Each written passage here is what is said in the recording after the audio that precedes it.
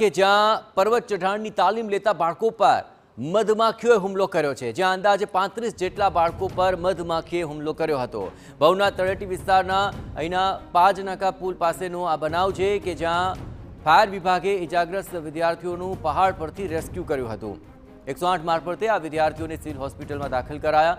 15 વિદ્યાર્થીઓ હજુ પણ હોસ્પિટલમાં સારવાર હેઠળ છે અને પ્રાપ્ત વિગતો અનુસાર લગભગ રાજ્યભરમાંથી 50 જેટલા વિદ્યાર્થી અને વિદ્યાર્થીનીઓ પર્વત ચઢાણની તાલીમ લેવા માટે અહીં પહોંચ્યા હતા।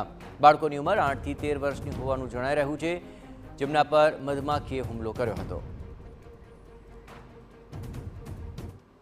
ડુંગર ઉપર એનએફએનો ટ્રેનિંગ સેન્ટર ચાલતું હતું। હવે એ લોકો અને જે પ્રવાસના જે બાળકો હતા એ લોકોને મધમાખીઓ કરડી હતી। એમાં 40-45 માણસોને મધમાખી કરડી છે અને સિવિલ હોસ્પિટલમાં દવાખાને દાખલ કરેલા છે।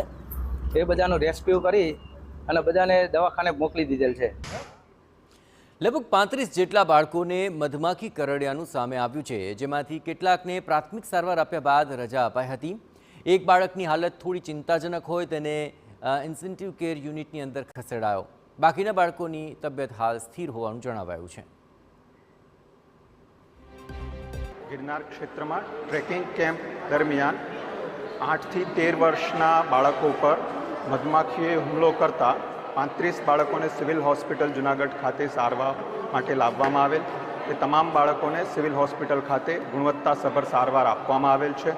तमाम बाळकोनी कंडीशन स्टेबल छे।